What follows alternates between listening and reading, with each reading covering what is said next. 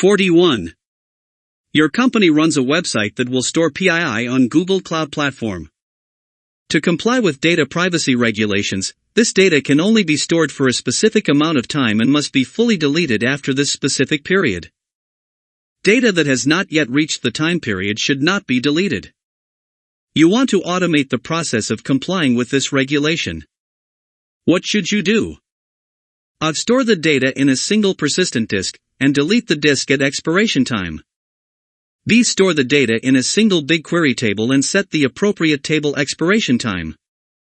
C. Store the data in a single cloud storage bucket and configure the bucket's time to live. D. Store the data in a single Bigtable table and set an expiration time on the column families.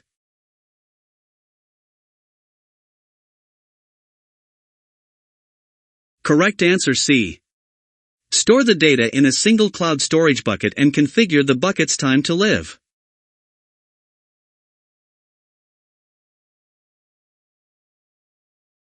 42. A DevOps team will create a new container to run on Google Kubernetes Engine. As the application will be internet-facing, they want to minimize the attack surface of the container. What should they do? Use Cloud Build to build the container images. B. Build small containers using small base images. C. Delete non-used versions from container registry. D. Use a continuous delivery tool to deploy the application.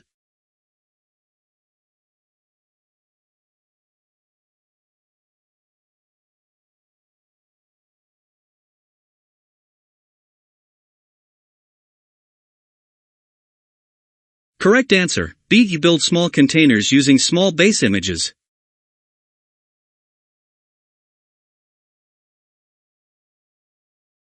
43.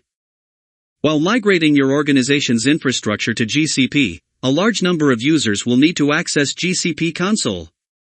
The identity management team already has a well-established way to manage your users and want to keep using your existing Active Directory or LDAP server along with the existing SSO password. What should you do? Manually synchronize the data in Google domain with your existing Active Directory or LDAP server. B. Use Google Cloud Directory Sync to synchronize the data in Google domain with your existing Active Directory or LDAP server. C. Users sign in directly to the GCP console using the credentials from your on-premises Kerberos-compliant identity provider.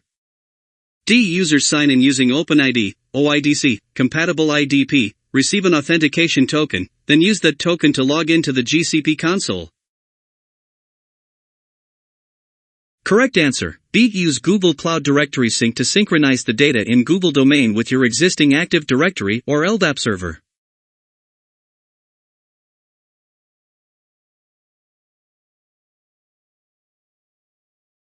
44. Your company is using GSuite and has developed an application meant for internal usage on Google App Engine. You need to make sure that an external user cannot gain access to the application even when an employee's password has been compromised. What should you do? Enforce two-factor authentication in GSuite for all users. B. Configure Cloud Identity-Aware Proxy for the App Engine application. C. Provision user passwords using GSuite Password Sync. D. Configure Cloud VPN between your private network and GCP. Correct answer, enforce two-factor authentication in GSuite for all users.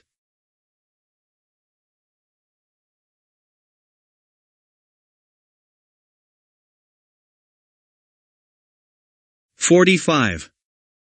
A large financial institution is moving its big data analytics to Google Cloud Platform.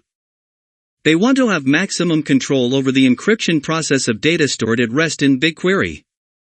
What technique should the institution use? Use cloud storage as a federated data source. B. Use a cloud hardware security module, Cloud HSM. C. Customer managed encryption keys, CMEK. D. Customer supplied encryption keys, CSEK. Correct answer, C. Customer managed encryption keys, CMEK.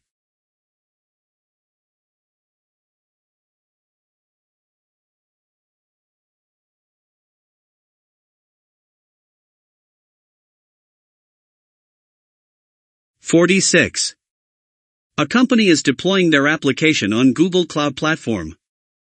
Company policy requires long-term data to be stored using a solution that can automatically replicate data over at least 2 geographic places. Which storage solution are they allowed to use? A. Cloud Bigtable. B. Cloud BigQuery. C. Compute Engine SSD disk. D. A Compute Engine persistent disk.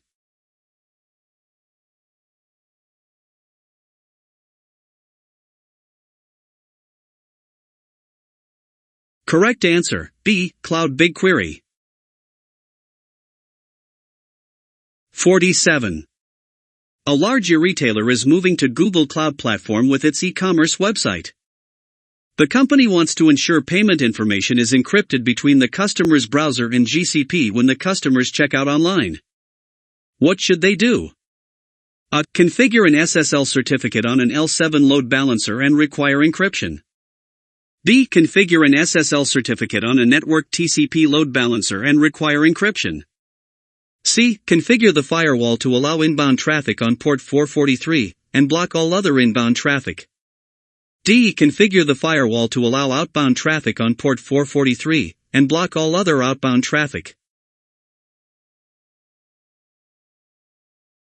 Correct answer. A. Configure an SSL certificate on an L7 load balancer and require encryption.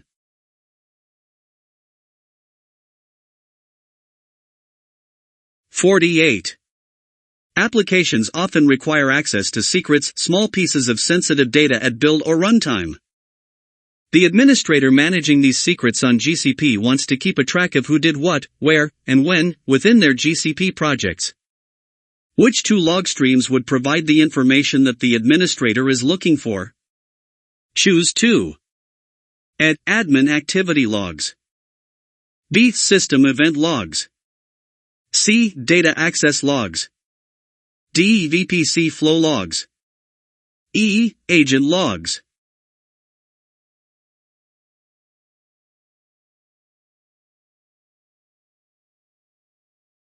Correct answer, A and C.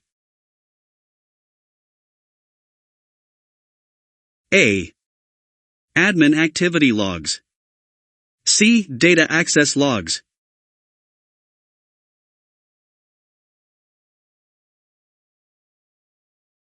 49. You are in charge of migrating a legacy application from your company data centers to GCP before the current maintenance contract expires.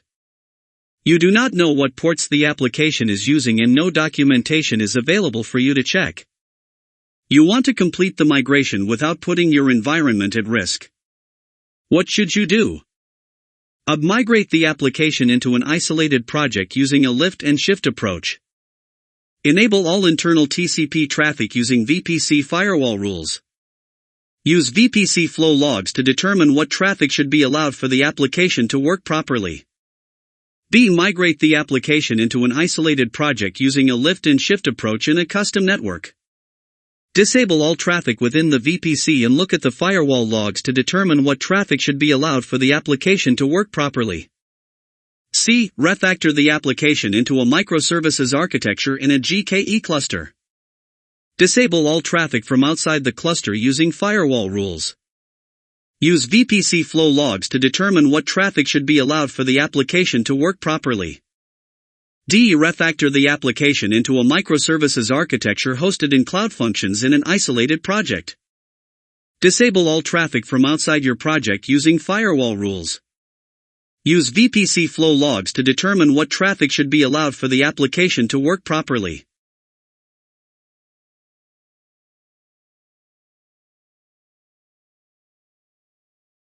Correct answer, A. Migrate the application into an isolated project using a lift and shift approach. Enable all internal TCP traffic using VPC firewall rules. Use VPC flow logs to determine what traffic should be allowed for the application to work properly.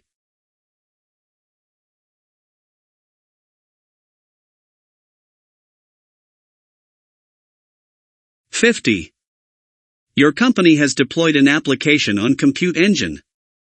The application is accessible by clients on port 587. You need to balance the load between the different instances running the application.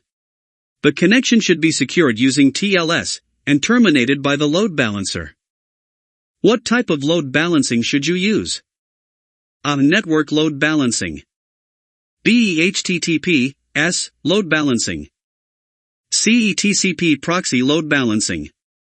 D. SSL proxy load balance. Correct answer, D. SSL proxy load balancing.